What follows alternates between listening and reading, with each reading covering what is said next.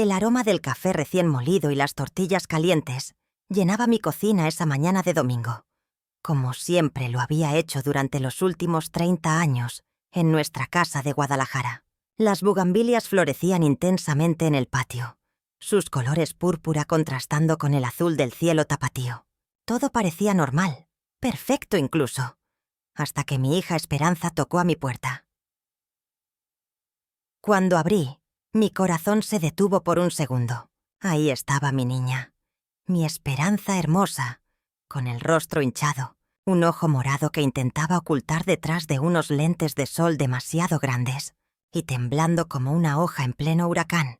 «Mija, ¿qué te pasó?», le pregunté, aunque en el fondo de mi alma ya sabía la respuesta. Una madre siempre sabe, siempre presiente cuando algo terrible le está pasando a sus hijos. Ella no respondió inmediatamente. Se quitó los lentes con manos temblorosas y vi la verdad que había estado tratando de esconder durante meses.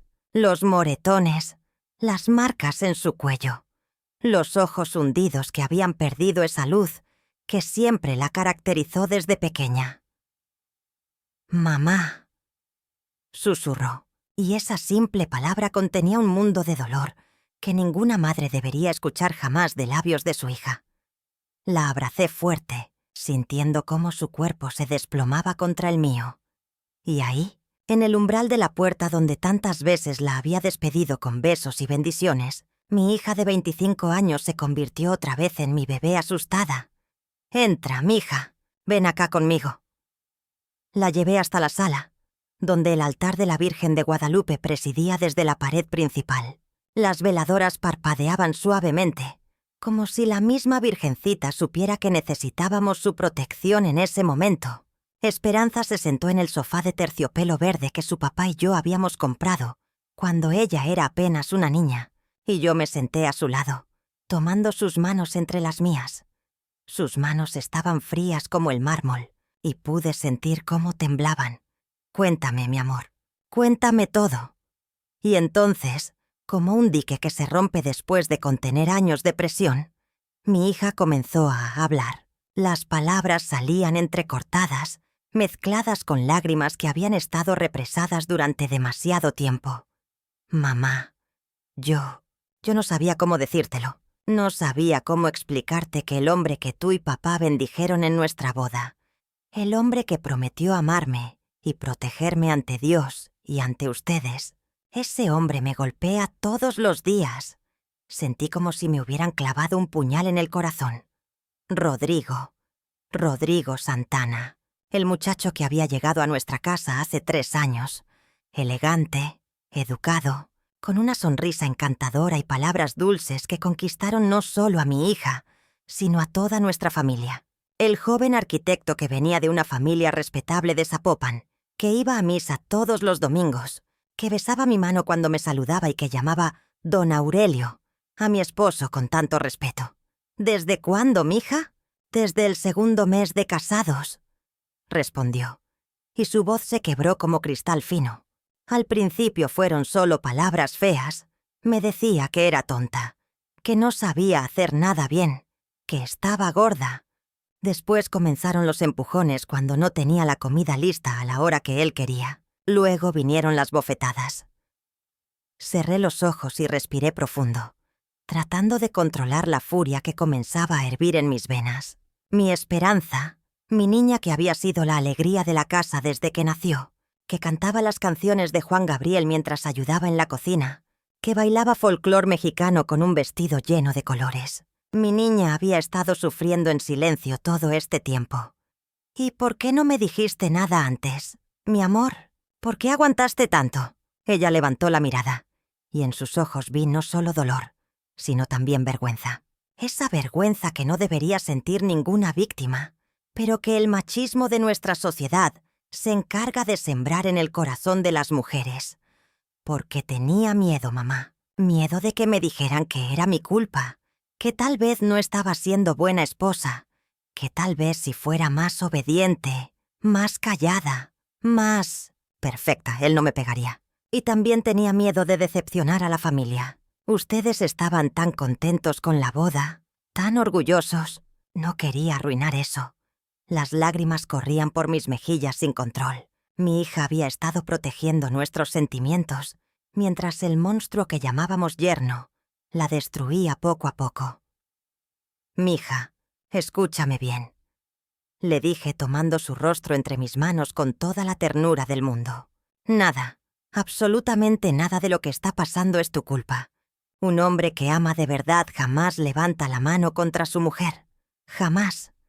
El amor no duele, el amor no lastima, el amor no humilla». Ella asintió, pero pude ver que aún no se lo creía completamente. Los golpes no solo habían herido su cuerpo, habían destrozado su autoestima, su confianza en sí misma. ¿Dónde está él ahora?, pregunté. Se fue de viaje de negocios a Ciudad de México. Regresa mañana en la noche. Por eso vine hoy, mamá. Porque sabía que tenía estas horas para poder estar contigo sin que se diera cuenta. Te controla hasta las visitas a tu familia. Me controla todo, mamá. Todo. ¿Con quién hablo? ¿A dónde voy? ¿Qué ropa me pongo? ¿Qué como? ¿Qué veo en la televisión? Si me demoro 5 minutos más de lo normal en el supermercado, me acusa de estar con otro hombre. Si contesto muy animada el teléfono, dice que soy una cualquiera. Si no contesto animada, dice que soy una amargada. Cada palabra era como una puñalada. Mi hija estaba describiendo una prisión, no un matrimonio. «Mija, tienes que salir de ahí. Hoy mismo. No puedes regresar a esa casa». «Mamá, no es tan fácil», comenzó a decir, pero la interrumpí. «Sí es fácil, mi amor. Vas a quedarte aquí, en tu casa, conmigo y con tu papá. Vamos a ir por tus cosas cuando él no esté. Vamos a poner una denuncia». «¡No!», gritó, y vi terror puro en sus ojos. «Mamá, tú no lo conoces como yo. Si pongo una denuncia, si trato de dejarlo, él me mata, mamá. Me lo ha dicho 1000 veces. Si me dejas, te mato. Si le dices a tu familia, te mato. Si hablas con la policía, te mato. Y después mato a tus papás». No son amenazas vacías, mamá. En sus ojos veo que es capaz de hacerlo. El silencio llenó la sala. Solo se escuchaba el tic-tac del reloj de pared que había pertenecido a mi abuela y el suave murmullo de las oraciones que mi vecina doña Carmen rezaba en su patio. «¿Sabes qué, mija?», le dije después de unos minutos, sintiendo cómo una fuerza nueva nacía dentro de mí. «Ese hombre no conoce a la familia Morales. No sabe de dónde venimos ni de qué estamos hechas. Tu bisabuela Esperanza, de quien heredaste el nombre, vivió la Revolución Mexicana, vio morir a su esposo en la batalla y crió a 5 hijos ella sola, vendiendo tamales en la plaza. Tu abuela Socorro trabajó en las fábricas durante la Segunda Guerra Mundial para sacar adelante a sus hijos cuando tu abuelo se fue al norte a buscar trabajo. Y yo crié a 3 hijos prácticamente sola, porque tu papá tenía que trabajar día y noche para darnos de comer». Me levanté y fui hasta el altar. Tomé la imagen de la Virgen de Guadalupe que mi propia madre me había regalado el día de mi boda. «Las mujeres de esta familia somos fuertes, mija. Somos guerreras. Y cuando alguien lastima a una de nosotras, todas nos unimos como un solo puño. Ese hombre va a aprender quién eres tú realmente y va a aprender que nadie, absolutamente nadie, toca a una hija de Socorro Morales sin pagar las consecuencias». Esperanza me miró con una mezcla de sorpresa y algo que no había visto en mucho tiempo. Esperanza real, no solo su nombre. ¿Qué vamos a hacer, mamá? Vamos a planear todo muy bien, mija. Vamos a ser más inteligentes que él. Pero te prometo, por esta virgencita que nos protege, que vas a salir de esa casa y vas a volver a ser libre. Y ese hombre va a pagar por cada lágrima que te hizo derramar, por cada golpe que te dio, por cada noche que te hizo sentir que no valías nada. La abrace nuevamente. Y esta vez sentí que su cuerpo no temblaba tanto. Mi niña estaba regresando a casa. Y yo iba a mover cielo y tierra, para asegurarme de que nunca más tuviera que sufrir. Y esa tarde, mientras preparaba su comida favorita, mol poblano con palo, como cuando era pequeña, comenzó a planear. Por una cosa había aprendido en mis 50 años de vida. Los lobos solo entienden el lenguaje de otros lobos. I Rodrigo Santana estaba a punto de conocer a la manada Morales, y esa noche no pudo dormir. Después de que Esperanza se quedó dormida en su cuarto de la infancia, el mismo donde había colgado sus diplomas de la universidad, sus fotos de quinceañera, y donde aún conservaba la colección de muñecas que su papá le regalaba cada día de Reyes. Me quedé despierta en la cocina, tomando toda manzanilla, y planeando cada movimiento como si fuera una partida de ajedrez. Aurelio, mi esposo, había regresado de su trabajo en la maquiladora cerca de medianoche. Cuando le conté lo que había pasado, vi algo en sus ojos que no había visto desde que era joven. Una furia contenida, controlada, pero little. Mi marido era un hombre tranquilo, trabajador, que prefería resolver los problemas hablando antes que peleando. Pero cuando se trataba de sus hijos, especialmente de su única hija mujer, se convertía en un león protegiendo a su cachorra. Es cabrón, murmuró, entre dientes, apretando los puños. Es maldito cabrón sabía enor de quién soy yo. Aurelio, tenemos que ser inteligentes, le dije, sirviendo 2 tazas de café. Si vamos como locos a enfrentarlo, puede lastimar esa esperanza. Ella está aterrorizada, dice que él la amenazó con matarla si trataba de diarlo. ¿Y te propones socorro? ¿Que digamos que siga golpeando a nuestra hija? Claro que no. Pero vamos a hacerlo bien. Vamos a destruirlo de tal manera que no pueda hacernos daño a ninguno. Me levanté y fui al que John Don guardaba mis papeles importantes. Saco una libreta vieja donde anotaba todos los números telefónicos de la familia, los vecinos, los compadres. Mi red de información había sido construida durante décadas de vivir en el mismo barrio, de conocer a todas las familias, de ser madrina de bautizos, de organizar las posadas navideñas, de acuerdas de mi compadre Sebastián. Le pregunté a Aurelio, ¿el hermano de tu comadre Luz? ¿El que trabaja en el ministerio público? Es mismo. Y también está mi primo Roberto, el que es investigador privado. Y no se te olvide que la hija de Dona Carmen trabaja en el hospital don Levan a las mujeres golpeadas. Vi como los ojos de Aurelio comenzaron a brillar con entendimiento. Después de 30 años de matrimonio, él sabía perfectamente cómo funcionaba mi mente. ¿Tú estás pensando, mujer? Estoy pensando que es Rodrigo Santana no sabe con quién se metió. Pre-Q porque es arquitecto y viene de familia con dinero, puede hacer lo que se le dé la gana. Pero sabía enor de que en este barrio, las familias nos cuidamos unas a otras. Al día siguiente, mientras Esperanza dormía recuperando del trauma de haber hablado por primera vez sobre su infierno, yo comencé a mover mis fichas. Primero llamé a mi comadre Luz. Comadre, necesito hablar con tu hermano Sebastián. Es urgent y tengo que ver con mi Esperanza. No tuve que explicar mucho. En nuestro barrio, cuando una madre dice que necesita ayuda para proteger a su hija, todas las puertas se abren. Sebastián llegó a mi casa en menos de una hora, en uniforme porque había salido directamente de su oficina en la Fiscalía Letters. Comadre Socorro, dígame que necesita. Le conté todo. Cada detalle, cada golpe, cada amenaza. Sebastián tomaba notas en una libreta pequeña, y su rostro se iba endureciendo con cada palabra. Su hija estaría dispuesta a poner una denuncia formal. Me preguntó.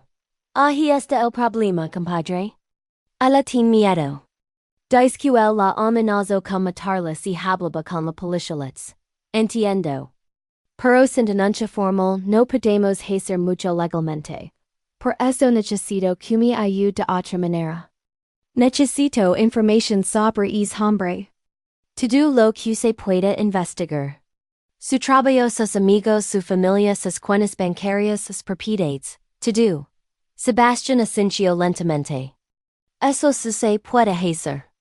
Dejum hacer algunas llamadas discretas. Después lego mi primo Roberto. Roberto había sido policía durante 20 años antes de establecer su propia agencia de investigación privada. Era un hombre serio.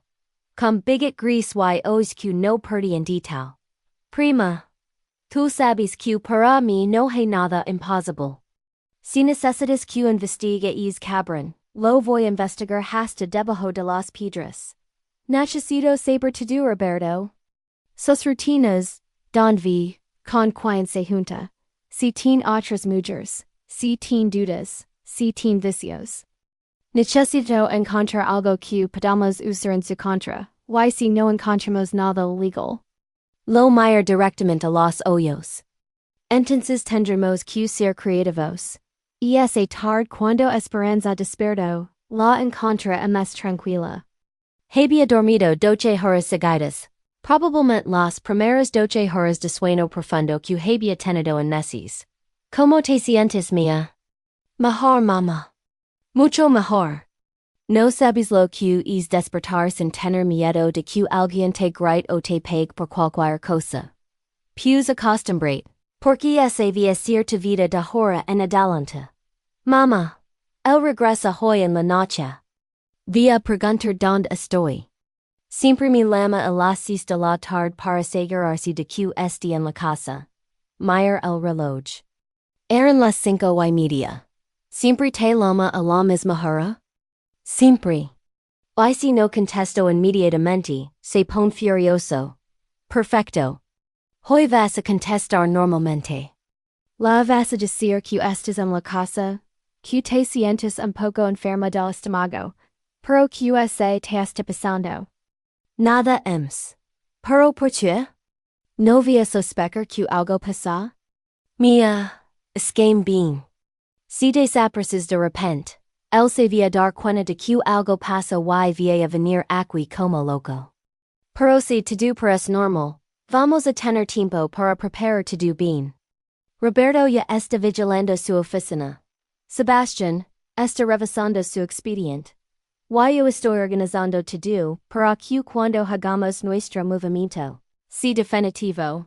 Exactamente a las 6 sonó su teléfono. Esperanza me miró con pánico.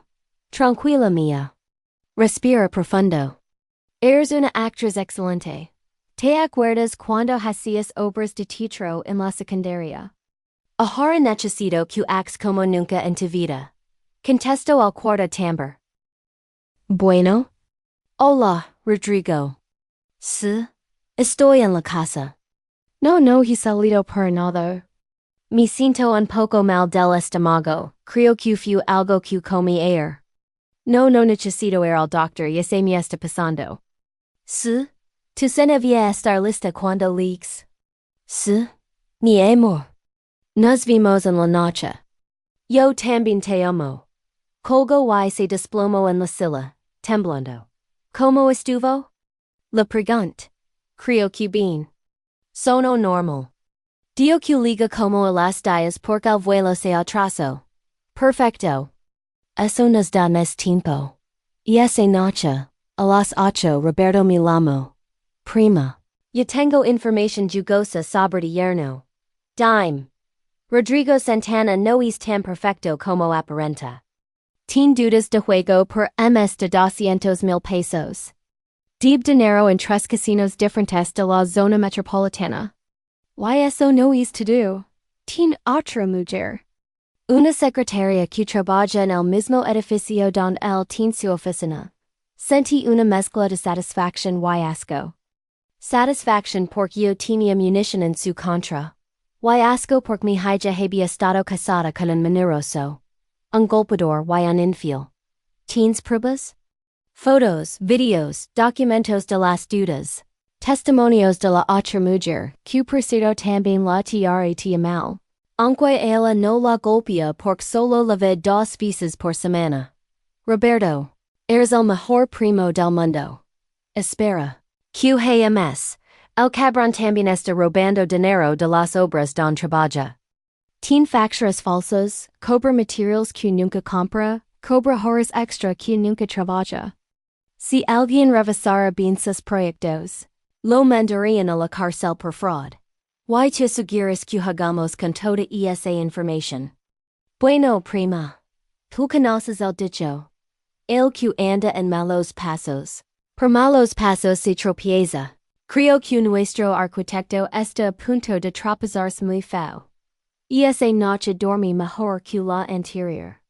No porque el problema estuviera resuelto, sino porque ahora tenía un plan. ¿Why cuando Socorro Morales tiene un plan? Las cosas siempre salen como ella quiere. Al día siguiente iba a comenzar la operación.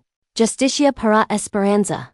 Rodrigo Santana iba a descubrir que había escogido a la familia equivocada. Para sus abusos. A las 6 de la mañana del martes. Mi casa parecía el cuartel general de una operación militar. Había café recién hecho. Pan dulce de la panadería de Don Esteban. Y un ambiente de determinación que no había sentido desde que organizamos la colecta para ayudar a la familia. González cuando se les quemó la casa. Roberto Lego primero. Con una carpeta llena de fotografías y documentos. Después Lego Sebastián con su libreta y una grabadora pequeña. Mi comadre les vino con su hija Marisol.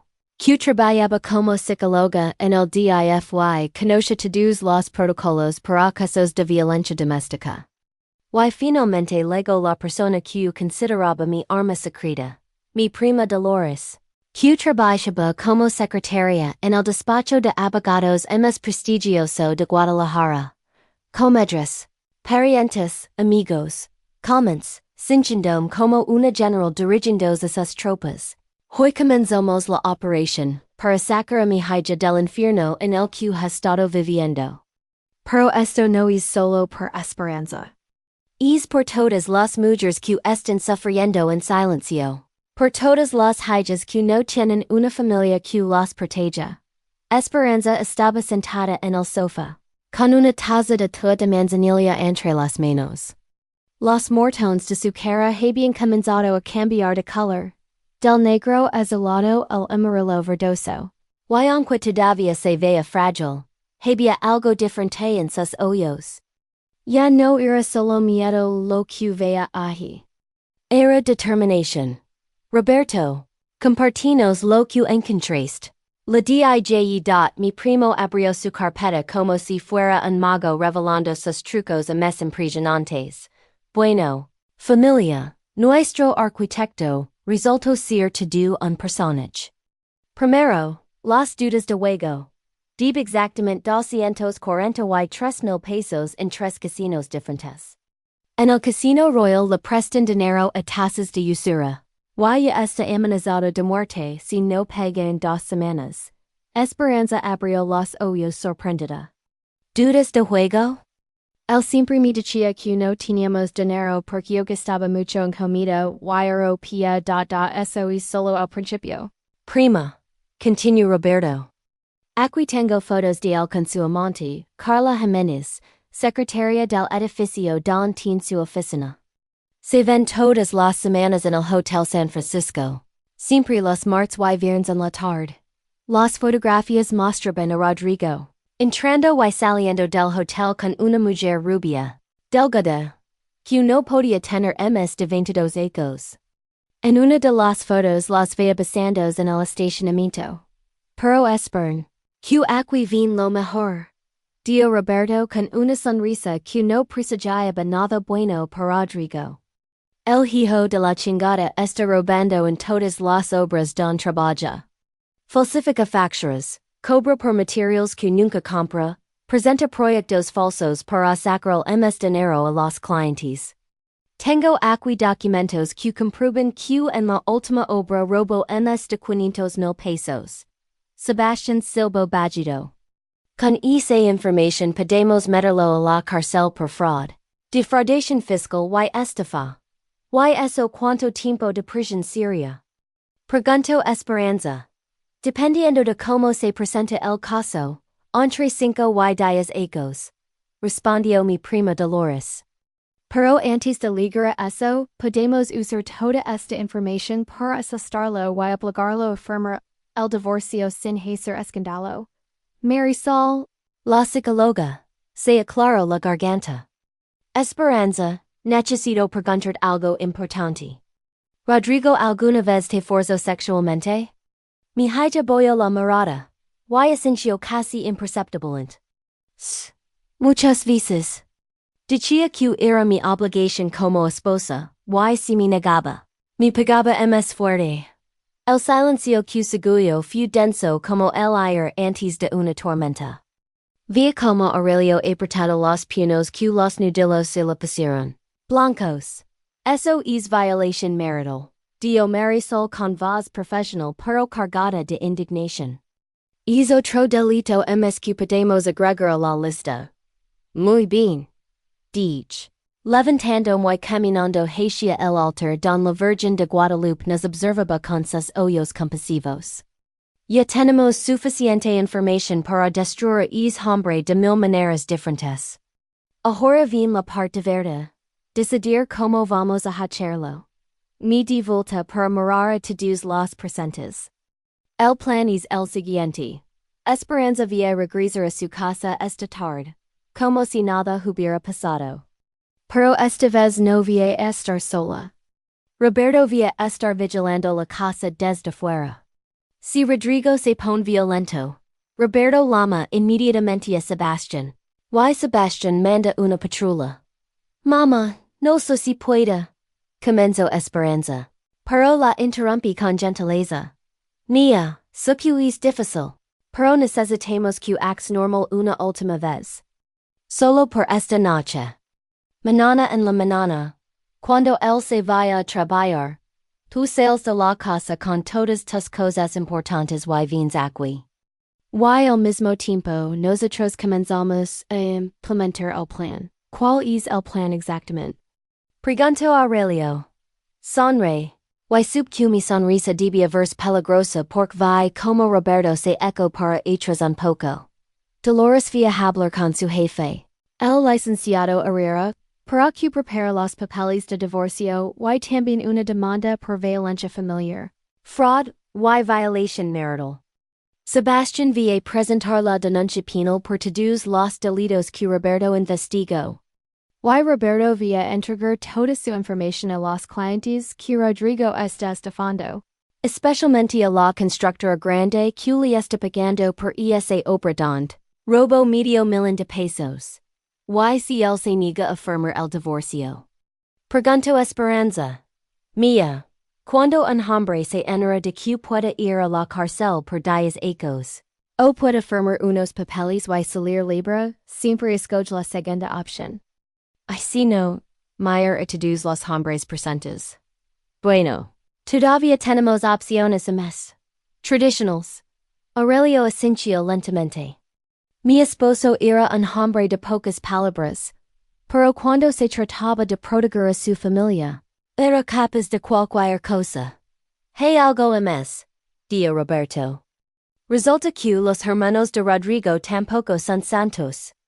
El mayor tiene problemas con Hacienda por evasión de impuestos. Y el menor fue arrestado hace 6 meses por posesión de drogas, aunque salió libre porque tiene palancas. Toda la familia Santana está podrida. Mejor, dije. Eso significa que no van a poder ayudarlo cuando necesita apoyo. Pasamos La siguiente hora repasando cada detalle del plan. Quién iba a hacer a hora, en orden. Ahora como coreografiar un ballet muy complicado, pero donde en lugar de bailarines teníamos abogados, investigadores, y una madre furiosa. Cuando todos se fueron, Me quedé sola con Esperanza en la cocina. ella estaba nerviosa, moviendo una cuchara en su taza de té, que ya se había enfriado hace tiempo. Mamá, ¿y si algo sale mal?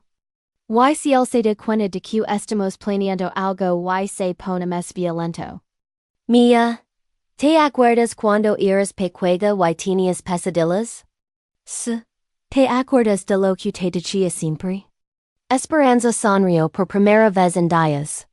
Que los monstruos del closet no podían hacerme daño porque mi mamá era más fuerte que todos ellos juntos. Y Rodrigo no es a mescu otro monstruo del closet. Solo que ahora ya no eres una niña pequeña asustada. Ahora eres una mujer fuerte, con una familia que la ama y la protege. Y es monstruo via descubrir que no puede asustar a la hija de socorro morales. Y es tarde. Cuando Esperanza se preparaba para regresar a su casa, Le di la medalla de la Virgen de Guadalupe que había pertenecido a mi madre. Llévatela puesta mía. Para que te cuide y te dé fuerza. Y si él la ve y pregunta por tu me pius una medalla nueva. Le dices que la encontraste en el ropero y que te recuerdo a tu abuela. Los hombres nunca prestan atención a esas cosas. La abres fuerte, antes de que se fuera. Mañana a esta hora vas a ser libre mi amor. Te lo prometo. Y esa noche no dormí nada. Me cuida en la ventana de la sala, mirando hacia la dirección donde estaba la casa de mi hija, pidiendo a todos los santos que la protegeran por una noche más. Solo una noche más. Y después hombre iba a pagar por cada lágrima que la había hecho derramar a mí.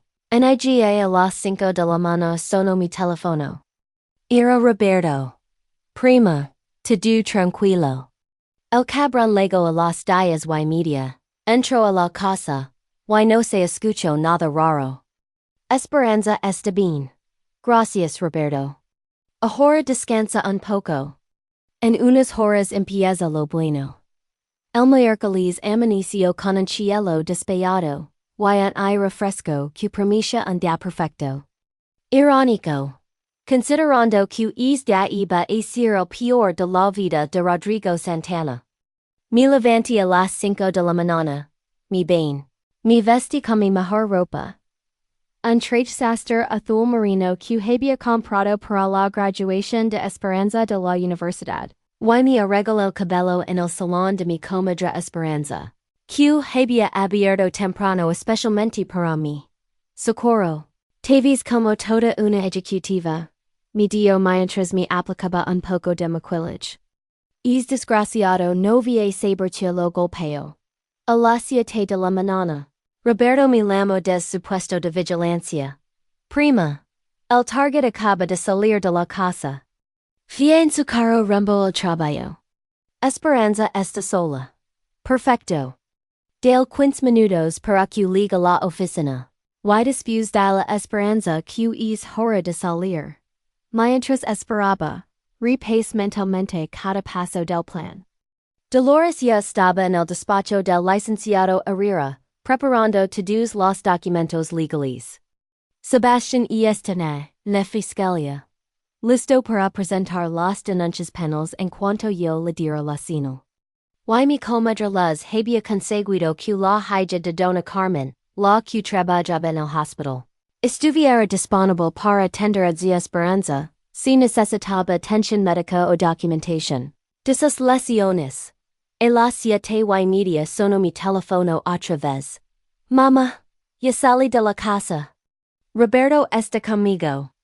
Traigo 2 maletas con mi ropa y mis documentos importantes. ¿Cómo te sientes, mía? Libre, mamá. Por primera vez en 2 años me siento libre. Ven para acá. Te tengo preparado tu desayuno favorito. Cuando Esperanza llegó a la casa, la recibí con chilaquiles rojos, huevos rancheros, frijoles refritos y café de olla. La misma comida que la preparaba cuando era estudiante, y tenía exámenes importantes. Combin. Mía, por hoy voy a ser un día muy largo. Mientras desayunamos, comenzaron a llegar los demás miembros de nuestro equipo. Sebastián llegó primero, con una carpeta llena de documentos oficiales. Comadre, ya está todo listo en la fiscalía letters. En cuanto a Esperanza firma la denuncia, inmediatamente se gira una orden de aprehensión contra Rodrigo Santana por violencia familiar agravada, violación marital, fraud y defraudación fiscal. ¿Cuánto tiempo de cárcel estaríamos hablando? Preguntó Esperanza. Con todos esos cargos, mínimo 8 años, máximo 15. Dependiendo de cómo se presente el caso y si hay otros antecedentes. Dispus lego dolores. Impecablemente vestida con su traje de secretaria ejecutiva. Prima, el licenciado Herrera, está muy interesado en el caso. Dice que ha visto muchos casos de violencia doméstica, pero pocos con tanta evidencia sólida como este. Ya preparo la demanda de divorcio por causas grave, y también una demanda civil por daños y perjuicios. ¿Daños y perjuicios? Pregunt. Podemos demandar compensación económica por el daño físico, psicológico y emocional que sufrió Esperanza. Con un buen argumento, podrían ser varios cientos de miles de pesos. Esperanza casi se atraganta con su café. ¿En serio se puede hacer eso? Por supuesto mía. Es hombre te destrozó la vida durante 2 años. Es justo que pague por ello.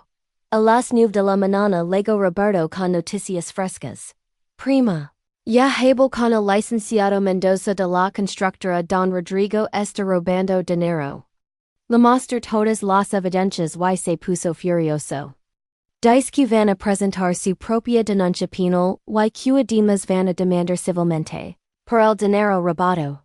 Y los del casino. Roberto sonrió de manera malévola.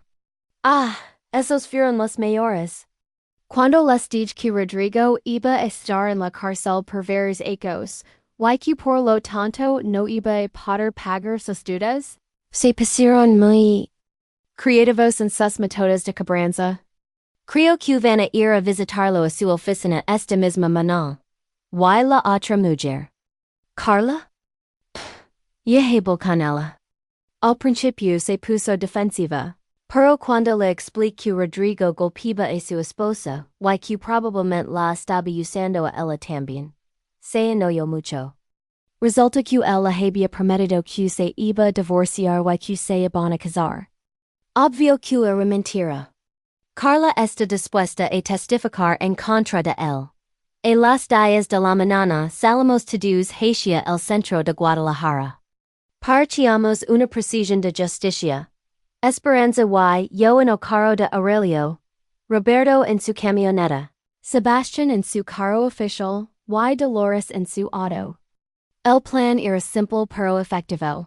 Mientras Esperanza presentaba las denuncias en la fiscalía, yo iba a ir a la oficina de Rodrigo para dar la oportunidad de hacer las cosas por las buenas de la fiscalía estaba llena de gente.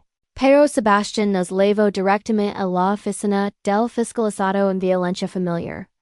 El licenciado Ramírez era un hombre de unos 50 años, con canas en las sienes y ojos que habían visto demasiada maldad humana.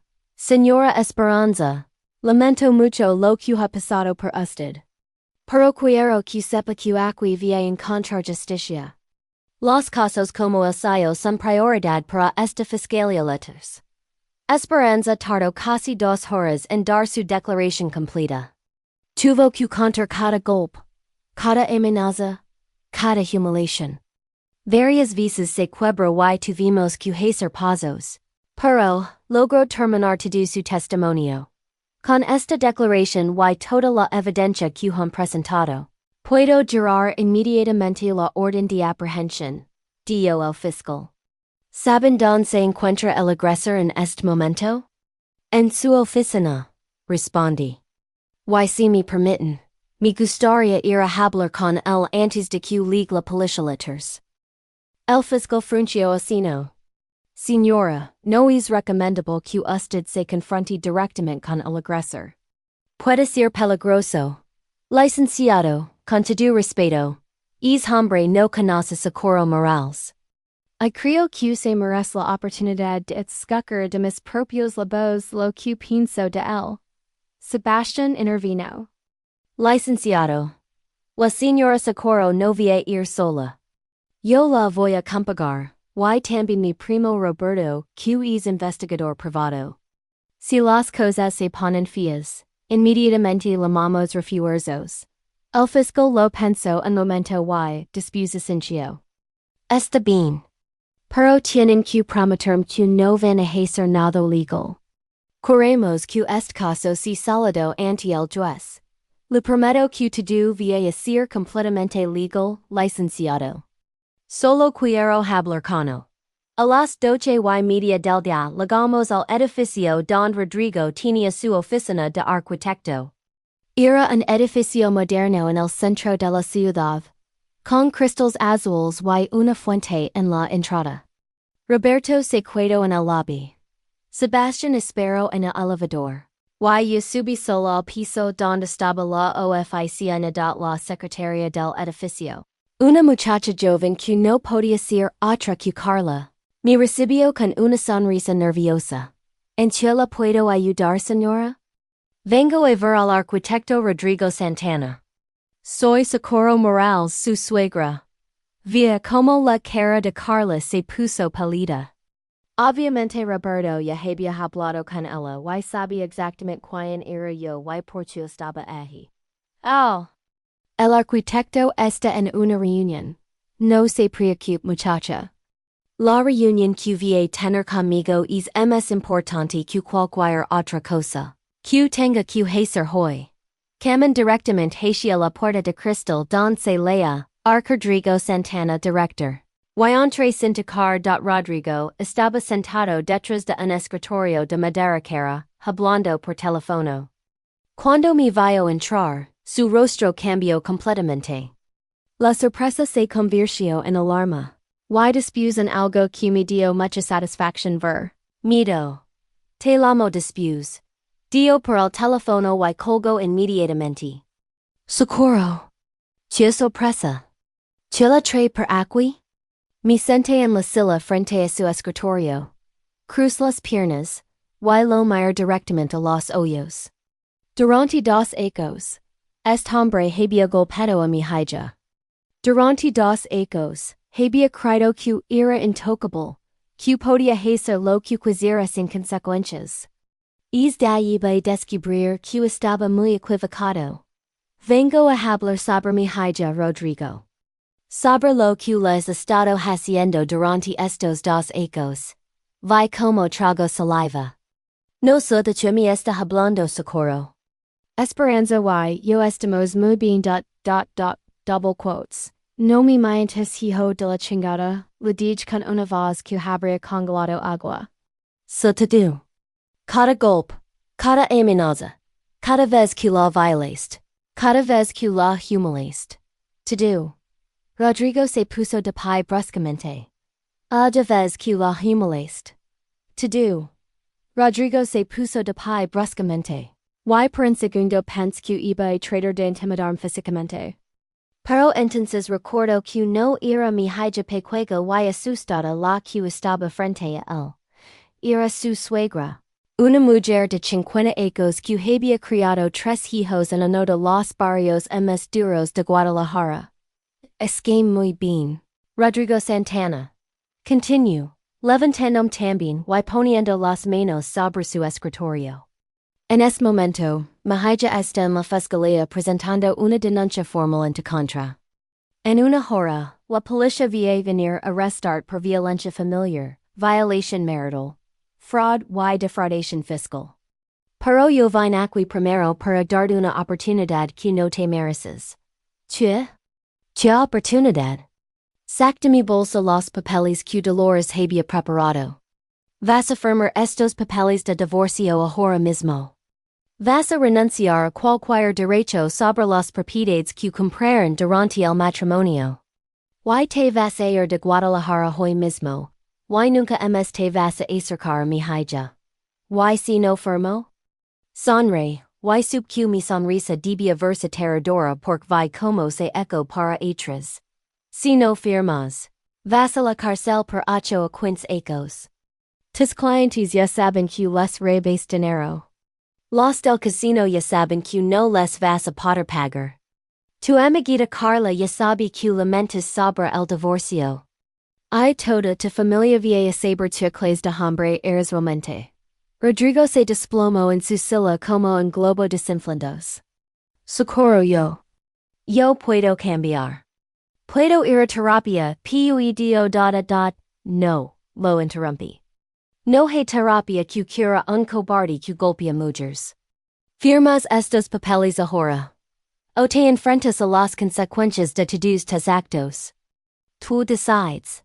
Rodrigo se quedó en silencio durante varios minutos, mirando los papeles de divorcio como si fueran serpientes venenosas. Sus manos temblaban mientras pasaba las páginas, leyendo cada cláusula que lo despojaba de cualquier derecho sobre la vida de mi hija. Socorro. Tengo que entender que yo amo a esperanza. Murmuró finalmente. Y su voz sonaba patética. Todo lo que hice fue porque la amo demasiado. Porque no quería perderla. Me levanté tan bruscamente que mi silla se movió hacia atrás, con un sonido espero contra el piso de mármol. More? Repetí. Y mi voz debía sonar como el rugido de una leona enfurecida. ¿Tú crees que golpear a una mujer es amor? ¿Crees que amenazar con matarla es amor? ¿Crees que violarla cuando ella dice que no es amor? Yo nunca la violó, comenzó a protestar, pero lo interrumpí alzando una mano. No me mientas, Rodrigo.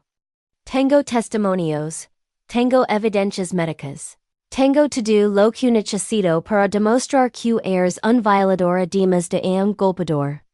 Así que no me vengas con tus mentiras baratas. En ese momento, la puerta de la oficina se abrió y entró un hombre corpulento con traje negro y cara de pocos amigos. Detrás de él venían otros dos hombres con la misma apariencia amenazante. ¿Rodrigo Santana? Preguntó el primero. Rodrigo se puso pálido como un papel. Shh. Soy yo. Venimos por los 243,000 pesos que nos debe. Nuestros jefes están cansados de esperar. Yo les dije que necesitaba más tiempo. Se le acabó el tiempo, arquitecto. O pega hoy. O nosotros nos vamos a cobrar de otras maneras. Uno de los hombres miró hacia mí. ¿Y usted quién es, señora?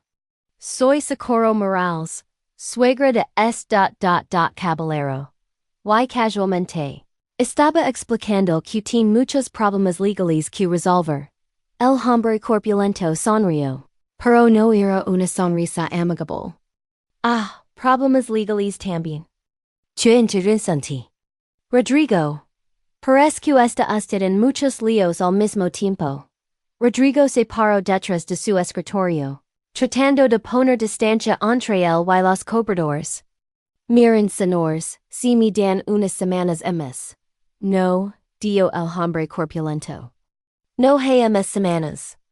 Nuestros jefes quieren su dinero hoy. Pero como vimos que está usted muy ocupado con sus problemas familiares, le vamos a dar una hora para que resuelva todo. Una hora, Rodrigo. Después de eso, vamos a empezar a cobrar intereses. Corporales. Los tres hombres salieron de la oficina, dejando en silencio tenso que se podía cortar con cuchillo. Como puedes ver, Rodrigo, tus problemas son mucho más grandes que solo el divorcio, le dije, volviéndome a sentar. Pero si firmas estos papeles ahora mismo, al menos un problema va a desaparecer de tu vida. En ese momento sonó mi teléfono. Era Roberto. Prima, hey movimiento. Acaba de llegar una patrulla de la fiscalía. Sebastián les está explicando la situación. También luego en cenar que decir de la constructora Santa Fe, y se ve muy enojado.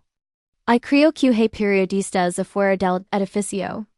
¿Periodistas? Al parecer alguien les contó que van a arrestar un arquitecto famoso por violencia doméstica y fraud.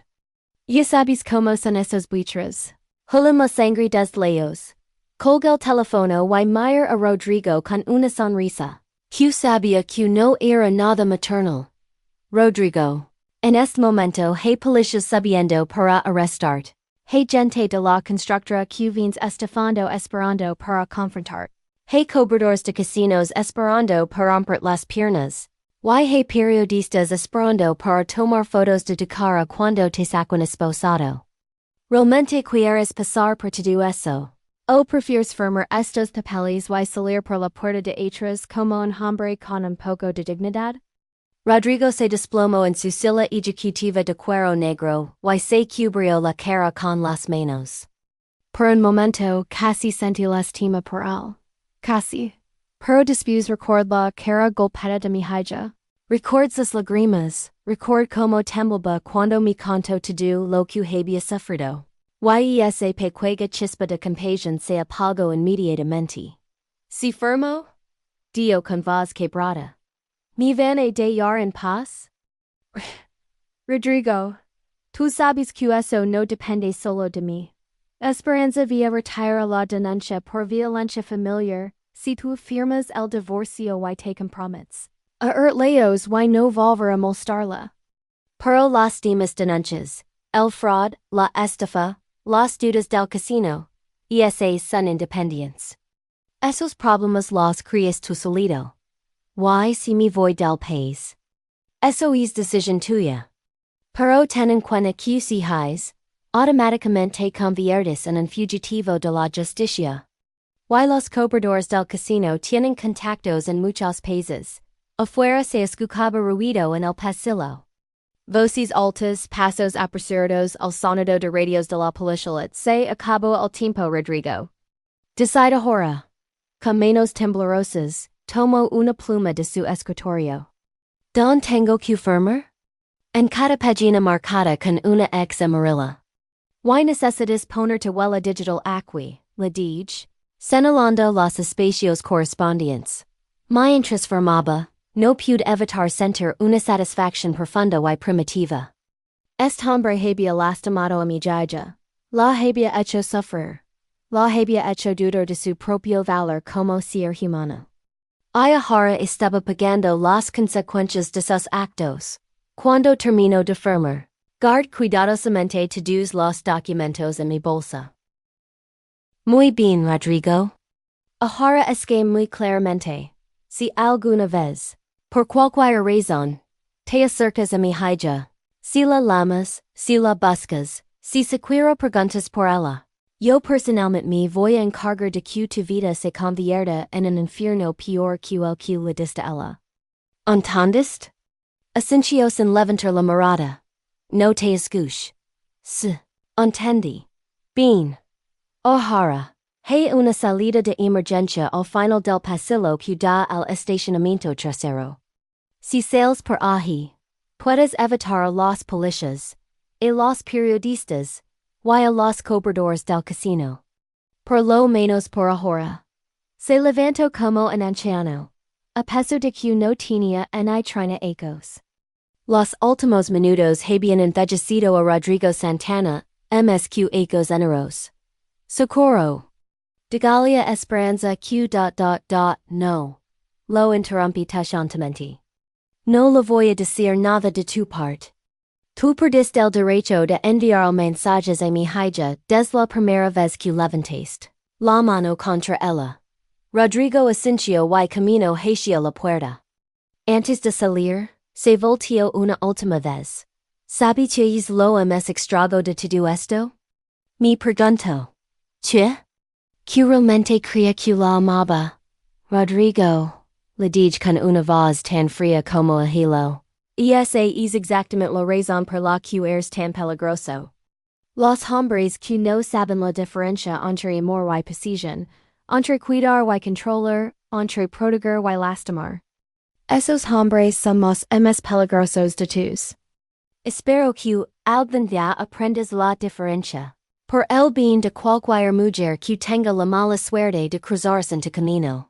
Salió de la oficina sin decir otra palabra. Yo me cuidé unos minutos más, asegurándome de que todos los documentos estuvieran en orden.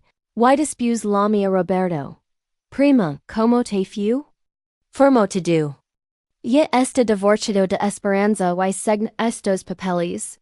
Renuncia a cualquier derecho sobre las propiedades matrimoniales. Excelente. ¿Y el dónde está? Salió por la puerta trasera. Probablemente ya está camino al aeropuerto. ¿Tú has con los policías? Ya llegaron y están esperando para arrestarlo. Dile a Sebastián que Esperanza. A retirar la denuncia por violencia familiar. Pero que las otras denuncias, fraude, estafa, se siguen en pie. Si Rodrigo se fue del país, que emiten una orden de búsqueda internacional. Cuando vaya al lobby del edificio, me encontré con un espectáculo que me llenó de satisfacción. Había policías, reporteros, empleados de la constructora, y probablemente los cobradores del casino mezclados entre la multitud. Todos buscando a Rodrigo Santana. Pero Rodrigo Santana ya había volado del nido. Sebastián se acercó a mí. Comadre? ¿Todo bien? Todo perfecto, compadre. Esperanza y es oficialmente una mujer libre. Roberto apareció a mi lado. Prima, eres una estratega militar. El cabrón no sabía ni cómo le cayó el 20 encima. Los cobardes siempre son fáciles de vencer. Cuando se les acorrala apropiadamente. Respondí. Ahora vamos a casa. Mi hija debe estar esperando noticias. Mientras caminamos hacia el estacionamiento. Pasamos junto a Carla, la secretaria del edificio. Se acercó a mí con ojos llorosos. Señora Socorro yo. Yo quería pedir perdón. Yo no sabía que él estaba casado cuando empezamos a vernos. Él me dijo que estaba divorciado. La mira con compasión. Ella también había sido víctima de las mentiras de Rodrigo. Aunque de una manera diferente. Muchacha, tú también fuiste engañada por ese hombre. Solo te voy a dar un consejo. La próxima vez que conozcas a un hombre, no te conformes solo con lo que él te dice. Investiga, pregunta, verifica. Los mentirosos siempre dicen rostros. ¿Usted cree que él regresa? No. Le respondí con total seguridad. Rodrigo Santana es un cobarde, y los cobardes siempre huyen cuando las cosas se ponen difíciles. Probablemente yo está en un avión rumbo a algún lugar donde cree que nadie lo vie. Encontrar. Durante el camino de regreso a casa, Roberto me contó que había visto a Rodrigo salir del edificio por la puerta trasera, subirse su carro. Y manager a toda velocidad hacia la carretera que lleva al aeropuerto internacional. Prima. Creo que el cabrón via camino a Estados Unidos. Tiene una tía que vive en Los Angeles. Que se vaya al fin del mundo si quiere, respondí. Lo importante es que mi hija ya no tiene que vivir con miedo. Cuando llegamos a la casa, Esperanza estaba en la cocina, preparando agua de horchata como hacía cuando era adolescente y estaba nerviosa por algo. Mamá? ¿Cómo te fue? Sac los papeles de divorcio de mi bolsa y los puse sobre la mesa de la cocina. Mía, oficialmente ya eres una mujer soltera. Ay libra. Completamente libre. Esperanza tomó los documentos con manos temblorosas y leo la primera página. Después la segunda. Después la tercera. Y entonces, por primera vez en 2 años mi hija sonrió. Una sonrisa real, genuina, llena de alivio y esperanza. ¿De verdad ya se acabó, mamá? Se acabó. Mi amor. Ese hombre ya no tiene ningún poder sobre ti. Ya no puede lastimarte, ya no puede amenazarte, ya no puede controlarte. Eres libre. Esperanza se echó a llorar. Pero esta vez no eran lágrimas de dolor o miedo. Eran lágrimas de liberación, de alivio, de gratitud. Se levantó de la silla, y me abrazó tan fuerte que casi no podía respirar. Gracias, mamá. Gracias por salvarme la vida. Mía. Las madres para eso estamos. Para proteger a nuestros hijos de los monstruos. Sin importar que tan grandes son esos monstruos. Esa noche cenamos en familia. Esperanza. Aurelio y yo, primera vez en 2 años. Esperanza comió como no la había visto comer desde antes de casarse, con apetito real, saboreando cada bocado.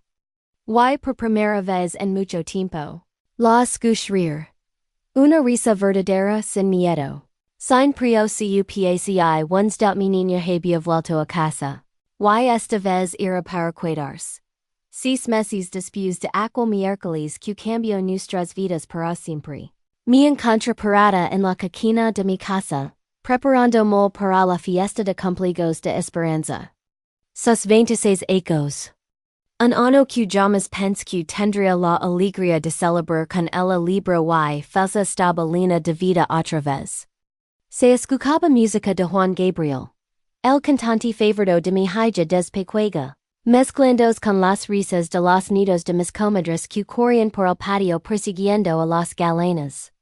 Las bugambilias habían crecido tanto que ahora cubrían completamente la pared del fondo, creando una cortina purpura que parecía sacada de un sueño. Esperanza estaba en la sala, platicando animadamente con su prima Leticia sobre los planes para el negocio de repostería que quería abrir. Sí, mi hija, que durante 2 ecos había vivido encerrada como un canario en una jaula dorada. Ahora hablaba de sueños, de proyectos de futuro. Mamá, ¿necesitas ayuda con algo? Me gritó desde la sala. No, mía, tú sigue platicando. Ya casi está listo tú. Mientras revolvía el mole. No pude evitar pensar en todo lo que había pasado desde aquel día en la oficina de Rodrigo. Los primeros meses habían sido difíciles para Esperanza.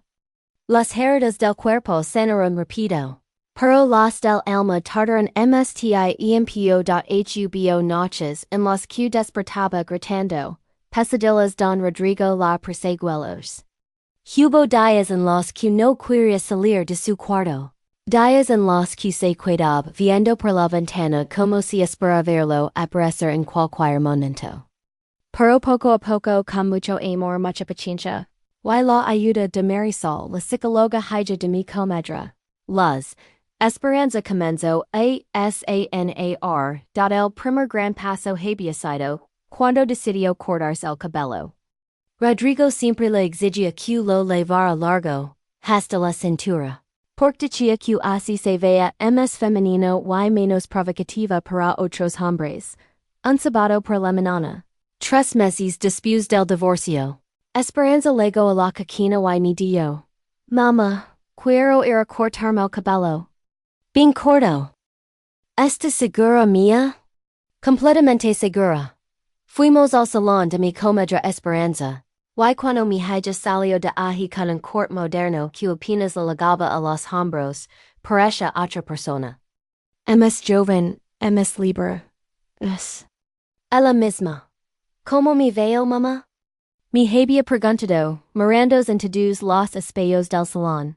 Te ves hermosa, mía. pero sobre todo, te ves libre. Y tenía razón. Ya marcó el verdadero comienzo de su recuperación. El segundo gran paso había sido cuando decidió regresar a trabajar. Esperanza había estudiado diseño gráfico en la universidad, pero Rodrigo nunca la dejó ejercer su profesión. Las mujeres casadas no necesitan trabajar. Le dijo letters. Su trabajo es cuidar la casa y a su marido. Pero 4 meses después del divorcio, mi hija llegó a casa con una sonrisa que no había visto de sus tiempos de estudiante. Mamá, conseguí trabajo. ¿En serio? ¿Don? En una agencia de publicidad. Van a empezar un cinedom, pero dijeron que tengo mucho potencial. Why, ma? Van a pagar muy bien. Es primer día de trabajo. Me levanté temprano para preparar un desayuno especial. Huevos con chorizo, frijoles refritos, tortillas recién hechas y café de olla. La misma comida que le preparaba cuando se iba a la universidad. ¿Estás nerviosa, mía? Le pregunté mientras desayunábamos. Un poco. Hace tanto tiempo que no hablo con gente nueva. Que no uso mi cerebro para trabajar. Esperanza Morales le dije, tomando sus manos entre las mías. Tú eres la mujer más inteligente y talentosa que conozco. Es trabajo te vi cuidar chico en 6 meses. Y tenía razón otra vez. No solo le cuido chico en 6 meses, sino que en ese tiempo la promovieron a supervisora de diseño y la aumentaron el sueldo considerablemente. Mi hija había encontrado no solo un trabajo, Sino una pasión y una independencia económica que le daba segor idea del tercer gran paso había sido hace apenas 2 meses. Cuando Esperanza llegó a casa con una sonrisa misteriosa. Mamá, quiero platicar algo. Dime, mía. Conocía alguien. Mi corazón se detuvo por un segundo. Después de todo lo que había pasado con Rodrigo, la idea de que mi hija se involucrar con otro hombre me daba terror. ¿Cómo se llama? Lograr preguntar. Se llama David. Trabaja en la misma agencia que yo. Pero en el departamento de cuentas. Es divorciado, tiene una niña de 8 años que se llama Sofía Litters. ¿Y cómo es él? Esperanza sonrió. Y en esa sonrisa vi algo que había temido que nunca volvería a ver romántica. Pero una ilusión sana madura. Es muy diferente a Rodrigo. Es tranquilo, respetuoso. Nunca me presiona para nada. Si le digo que necesito tiempo para algo, me dice claro, no hay prisa. Si le digo que no quiero hacer algo, me dice perfecto, hagamos otra cosa. Y mamá. Trata a su hija como si fuera una princesa. La adora. ¿Ya lo conociste? Hemos salido varias veces. Solo a lugares plicos, nada formal. Pero mamá. Me gustaría que lo conocieran tu y papá. 2 semanas después, David vino a cenar a la casa. Era un hombre de unos 35 años, alto, moreno, con ojos amables y una sonrisa genuina. Pero lo que más me impresionó fue cómo trataba a Esperanza. Con respeto, con cariño, pero sin posesividad. La preguntaba su opinión sobre cosas. La escuchaba cuando hablaba. Se ría con sus chistes. Y cuando Esperanza se levantó para ayudarme a servir el póster, David no la siguió para supervisar lo que estaba haciendo, como habría hecho Rodrigo. Se quedó en la mesa, platicando con Aurelio sobre fútbol y trabajo, como una persona normal. Después de la cena, cuando Esperanza lo acompañó hasta su carro, yo observé desde la ventana de la sala. Fue como él le abrió la puerta del auto para que ella pudiera subirse. Como platicaron unos minutos antes de que él se fuera. Como la besó suavemente en la mejilla. No un beso posesivo. Sino a no tierno y respetuoso. ¿Qué opinas de él? Me preguntó Esperanza cuando regresó a la casa. Me gusta, mía. Se nota que te respeta y te quiere. Pero sobre todo, se nota que no tiene miedo de tu fuerza. ¿Mi fuerza? Sí, mi amor. Rodrigo tenía miedo de lo fuerte que eres, por eso trataba de quebrantar. David parece admirar tu fuerza.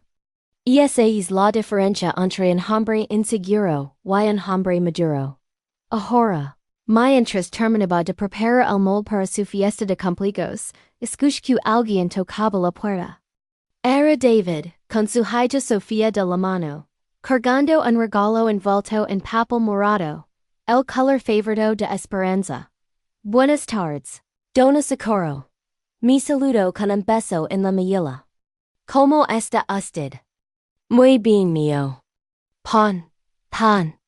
Esperanza está en la sala. Vi como los ojos de mi hija se iluminaron cuando vio entrar a David y a Sofía. La niña corrió hacia ella gritando. Tía SB. El apodo que la había puesto, y Esperanza les levantó en brazos. Haciendo la gir en ese momento supe que mi hija había encontrado no solo un hombre que la amaba, sino una familia que la aceptaba, y la valoraba. La fiesta fue perfecta. Llegaron todos mis compadres, mis hermanas, los primos, los vecinos. La casa se llenó de música, risas, y el aroma de la comida casera. Esperanza estaba radiante, llevaba un vestido amarillo que resaltaba su piel morena y su sonrisa brillante. Bailó con su papá, con sus tíos, con David, y hasta con el pequeño hijo de mi compadre Sebastián. Cuando llegó el momento de partir el pastel, un pastel 3 leches que yo misma había hecho, Esperanza pidió silencio. Quiero decir unas palabras, anuncio. Y todos nos calamos para escucharla. Hasten ano. Yo no creo que iba a vivir para ver es compligos. Estaba tan perdida, tan asustada, tan convencida de que no valía nada. Que pensé que mi vida había terminado antes de empezar de verdad. Se le quebró un poco la voz. Pero respiro profundo y continuo. Pero tengo una familia que nunca se rindió conmigo. Una mamá que se convirtió en una leona cuando alguien lastimó a su cachorra. Un papá que me demostró que los hombres buenos sí existen. Tíos, tías, primos. Compadres que me rodearon de amor cuando más lo necesitaba. Muró hija David y Sofía letters. Y ahora tengo nuevas personas en mi vida que me aman no a pesar de mi pasado. Sino inclinado todo lo que he vivido. Después me miró directamente a los ojos. Mamá, tú me salvaste la vida. No solo me sacaste de una casa donde me estaban matando poco a poco, sino que me enseñaste que tengo derecho a ser feliz. Que merezco amor verdadero, que soy valiosa. Se acercó a mí, y me abrazó fuerte. Gracias por recordarme quién soy realmente. Esperanza Morales. Hija de Socorro Morales. Nida de Esperanza Herrera. Biznida de mujeres fuertes que nunca se rindieron ante nada en nadie. Todos aplaudieron, y yo no pude contener las lágrimas. Pero eran lágrimas de felicidad, de orgullo, de satisfacción. Mi niña no solo había sobrevivido a su infierno personal, sino que había salido de él más fuerte, más sabia, más compasiva. Y esa noche, después de que todos se fueron, Esperanza y yo nos quedamos en la cocina, recogiendo los platos y guardando la comida que había sobrado. Mamá, me dio mientras lavaba los vasos, hay algo más que quiero decir. ¿Qué cosa mía? David y yo estamos pensando en casarnos el próximo año. Mi corazón dio un brinco, pero esta vez fue de alegría, no de miedo. ¿Y cómo te sientes con esa idea? Feliz mamá. Pero también asustada. No por David, él es maravilloso, sino por todo lo que implica volver a confiar completamente en alguien. Mía. Le dije. Secondome las manos, y voltando para mirarla de frente. El miedo es normal. Después de todo lo que pasaste, sería raro que no tuvieras miedo.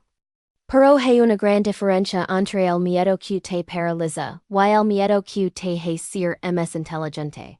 ¿Cuál es la diferencia? El miedo que te paraliza te impide vivir. El miedo que te hace más inteligente te ayuda a tomar mejores decisiones. David no es Rodrigo. David te ha demostrado durante meses que te respeta, que te valora. Que no necesita controlar para sentirse hombre. ¿Tú crees que estoy lista para casarme otra vez? Mía. Solo tú puedes responder esa pregunta. Pero lo que se te puedo decir es que la mujer que está parada frente a mí ahora no es la misma que se casó hace 3 años. Esta mujer es más fuerte, más sabia, más consciente de su valor. Y esta mujer no va a permitir jamás que nadie la trate mal. Esperanza sonrió y asintió. Tienes razón, mamá. Ya no soy la misma. ¿Y sabes que es lo más hermoso de todo esto, mía? ¿Qué? Que tu historia no terminó con Rodrigo. Él fue solo un capítulo oscuro en tu vida, pero no fue el final del libro. Tu verdadera historia apenas está comenzando. Y esa noche, antes de irme a dormir, encendí una veladora frente a la imagen de la Virgen de Guadalupe, y la agradeci por proteger a mi hija, por darme la fuerza para luchar por ella, y por permitirme verla florecer otra vez como la mujer hermosa y fuerte que siempre había sido. Al año siguiente, en una ceremonia pequeña pero llena de amor, Esperanza se casó con David en el jardín de nuestra casa. Vio las bugambilias que habían sido testigos de tanto dolor y ahora presenciaban tanta alegría. Y cuando mi hija camino hacia el altar del brazo de su padre, radiante en un vestido blanco sencillo pero elegante, Sub que habíamos ganado. El amor había vencido al miedo. La esperanza había vencido a la desesperación. Y la familia había vencido a la maldad. Mi niña estaba completamente libre. Completamente sanada. Y completamente lista para escribir un nuevo capítulo de su vida.